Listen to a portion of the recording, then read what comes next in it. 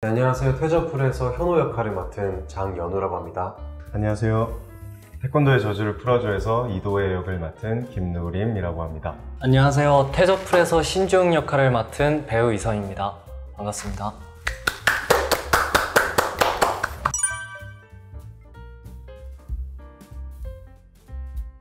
처음에 이제 이 작품을 접하게 된 계기가 오디션으로 좀 접하게 됐는데, 처음에 제가 받았던 역할이 도혜랑 주영 역할이었거든요. 근데 3차 오디션까지 가게 됐는데 거기서 현호 역할을 받게 됐었어요. 저는 현호를 처음 만났을 때 되게 실제 저의 모습과 너무 180도 다른 캐릭터였어서 좀 공감이 되는 부분이 사실 하나도 없었거든요. 그래서 더 연기적으로 접근하기가 힘들었었던 기억이 있고요. 그래서 그거를 더 이겨내려고 감독님하고 엄청 소통을 많이 하고 대본을 수도 없이 봤었던 것 같아요. 그러다가 촬영 들어가서는 감독님께서 현호 그 자체인데? 라고 해주셨는데, 감독님의 한마디 한마디가 엄청 힘이 되거든요. 그래서 더 자신감을 얻고 했었던 것 같아요.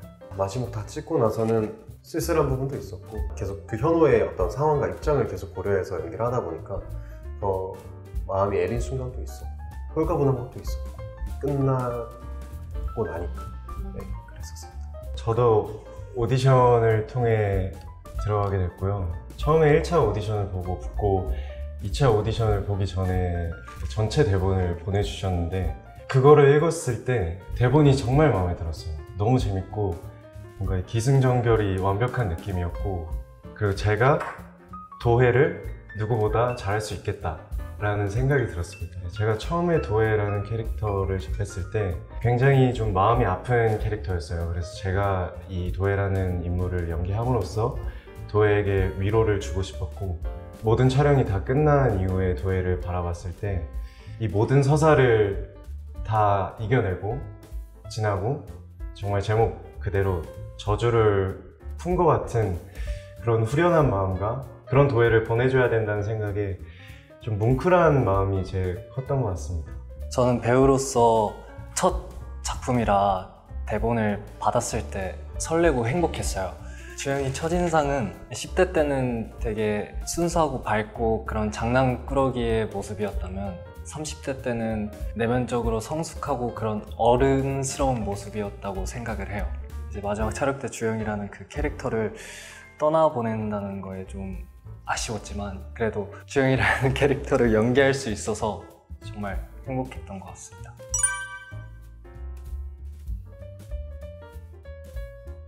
저는 일단 너무 추웠어가지고 아마 또 다 할 얘기가 추위는 무조건 공통 분야니까 진짜 그 정도로 추웠었고, 그래서 더 돈독해졌었던 것 같아요. 그런 힘든 환경에서도 같이 감독님하고 스태프분들하고 다 같이 이렇게 좀 으쌰으쌰 했었던 기억 때문에 더 돈독해질 수 있었던 계기가 됐었던 것 같고, 그리고 보시면 아시겠지만 다들 준비를 너무너무 열심히 하고 서로 촬영 들어가기 전에 합을 진짜 많이 맞춰보고 들어가기도 하거든요. 그래서 감독님도 더 조금 많이 웃으셨고, 특히 또 저는 남해에서 촬영을 했었던 적이 있었는데, 저는 주영이랑 사실 이렇게 극 중에서 합을 맞출 만한 상황이 그렇게 많지는 않거든요. 근데 남해에서 한번 이렇게 딱 맞닥뜨린 씬이 있어요. 제가 화를 내는 씬인데 도혜한테 너가 등장해서 그 손 안 나! 그 씬, 그 손 안 나! 하면서 등장을 하거든요. 와, 순간 몰입이 다 깨지는 거예요.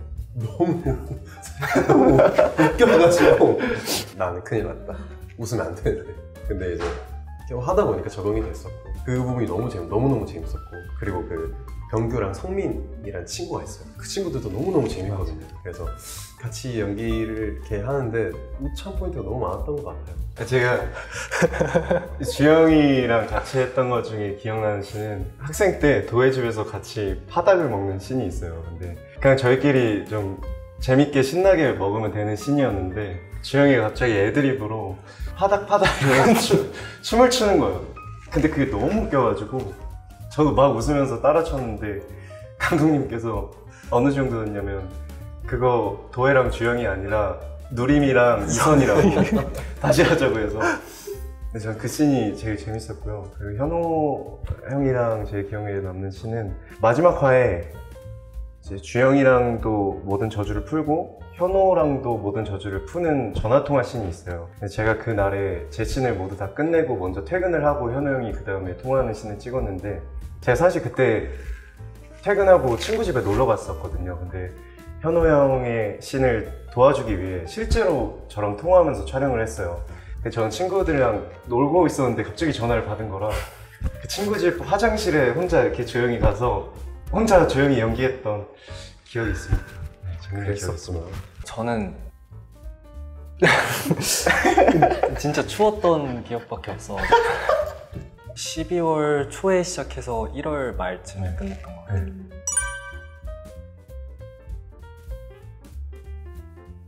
싱크로율은 실제 저의 모습과는 거의 없다고 생각을 했어요. 그래서 더 힘들었던 것도 있는데, 현호가 대사량이 많기보다는 느낌표 같은 느낌들이 되게 많아요. 눈빛이라던가 이제 훅 나와서 어떤 감정을 표현하는. 그래서 감독님, 저 이 감정선을 읽기가 너무 공감하기가 쉽지 않은 것 같다. 그래서 감독님이 이런 서사도 되게 얘기를 많이 해주시고, 현호는 지금 이런 마음일 것 같다, 그런 소통을 되게 많이 했었고요. 가장 힘들었던 씬도 아까 말씀드린 그 손 안 나 하는 씬이었어요. 다른 것들은 이렇게 대사가 나오겠다 연습을 해보고 했지만, 이 부분은 너무 제가 납득이 자꾸 안 되는 거예요. 그래서 가장 그 씬이 좀 힘들었던 것 같아요. 근데 어쨌든 막상 촬영에 들어가서는 주변 배우들의 도움도 있었고, 어떤 환경과 감독님의 피드백도 적절하게 잘 해주셔가지고 걱정했던 것보다는 잘 끝났던 씬이었습니다. 우선 도혜라는 친구는 어느 누구에게 의지하거나 마음을 준 적이 없는 친구예요. 심지어 가족에게조차도. 그래서 주영이라는 사람을 처음 만나고 점점 마음이 열리게 될 때까지 시간이 좀 오래 걸렸는데, 처음은 굉장히 무뚝뚝하고 틱틱대다가 어느 순간 친해졌을 때는 장난도 되게 많이 치고 많이 웃기도 하고 엉뚱하고 그렇거든요. 그런 도의 성격이 실제 저와 좀 비슷한 것 같아요. 저도 누군가와 좀 친해지기 어려운 성격이라고 생각했어요. 스스로 낯도 많이 가리고, 막상 친해지면 되게 잘 웃고 되게 엉뚱하고 재밌는 것 같습니다. 네, 그런 싱크로율이 좀 있는 것 같고요.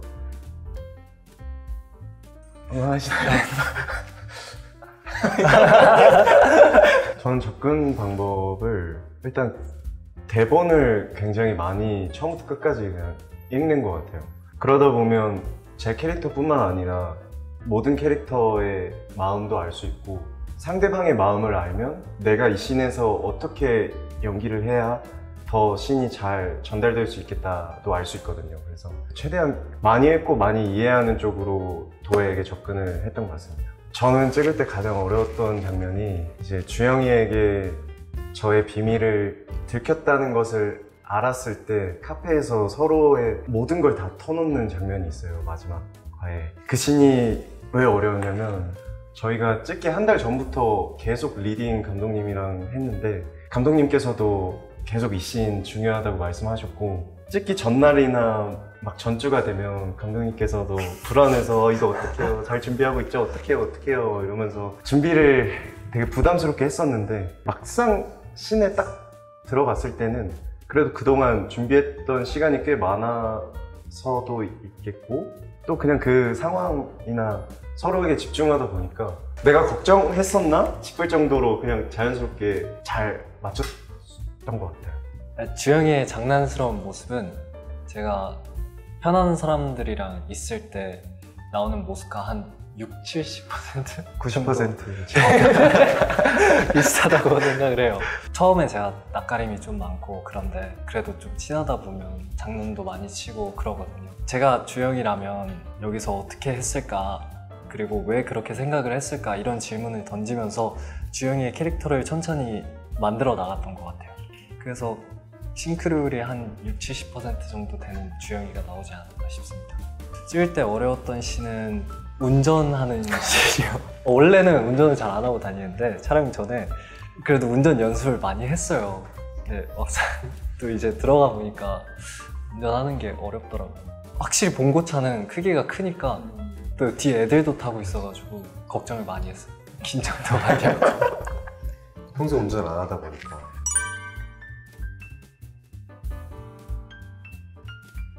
아무래도 10대와 그 30대를 왔다 갔다 하면서 연기하다 보니까 그게 좀 많이 어려웠어요. 주영이의 그 10대와 30대 그 차이를 제가 표현을 하려고 되게 고민을 많이 했거든요. 그 12년이라는 시간 동안 주영이가 되게 얼마나 힘들었는지, 얼마나 고통스러웠을지 그거에 대해서 생각을 많이 했는데 그런 것들을 더 깊게 고민하다 보니까 10대랑 30대를 왔다 갔다 하면서 하는 연기도 그렇게 막 어렵지는 않더라고요. 재밌었습니다. 아무래도 제가 그래도 20대다 보니까 30대 역할을 해야 된다고 했을 때 어려움이 없었다면 거짓말인 것 같고요. 당연히 어려움이 있었습니다. 도혜라는 캐릭터가 변화가 많기도 하고 뚜렷하기도 하고 그거를 연기로 전달을 하기 위해서 아까 또 말씀드렸다시피 대본을 굉장히 많이 읽었어요. 그래서 내가 30대 연기를 해야 돼 라는 생각보다는 감독님께서 써주신 전체적인 흐름의 대본이 잘 이어져 있으니까 이 흐름을 따라가면서 자연스럽게 연기로 나올 수 있게 됐던 것 같아요. 어려운 부분을 그렇게 스스로 이겨낸 것 같고요. 그리고 10대 때는 감독님께서 많이 풀어주셔가지고 또 주영이랑 제가 실제로 동갑 친구기도 하고 그래서 그냥 너무 재밌게 촬영했던 것 같습니다. 처음에 고민을 하다가 10대 연기와 30대 연기가 따로 있는 것도 아닐 뿐더러 제가 그거를 어떻게 연기할 수도 없다라고 생각을 했고 그래서 더 너무 10대와 30대에 갇혀있다 보면은 더 연기도 어떻게 보면 좀 딱딱하게 나오려나? 라는 생각도 좀 들었었고요. 어차피 의상이 달라지고 만나는 친구들이나 환경이 다 다르기 때문에 오히려 더 상황에 몰입했고 12년이 지난 후에 뭐 도혜나 주영이를 어떻게 생각하고 있을지 달라진 나의 모습보다 그 사람들이 생각하는 내 생각이 어떻게 변했을지 그런 것들에 좀 초점을 많이 맞췄던 것 같아요. 비춰지는 모습들은 부족함이 많이 보였죠. 그래서 좀 아쉬움이 있기는 한데 아쉬움은 좀 있지만 그래도 재밌게 잘 촬영을 했었던 것 같습니다.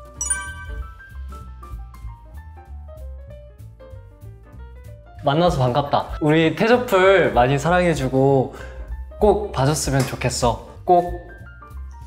안녕, 나 현호인데 그 사이 좋거든. 태저풀 보면서 같이 공감해주고 웃고 떠들고 재밌게 볼 수 있도록 노력도 많이 했으니까 관심도 많이 가져주고 보고 또 봐주면 좋겠다. 안녕, 난 18 이도혜야. 태권도의 저수를 풀어줘. 많은 관심과 사랑 부탁할게. 나는 수능 준비해야 돼서 못 봐. 안녕. 똑바로 안 하고. 수능 공부해야 돼.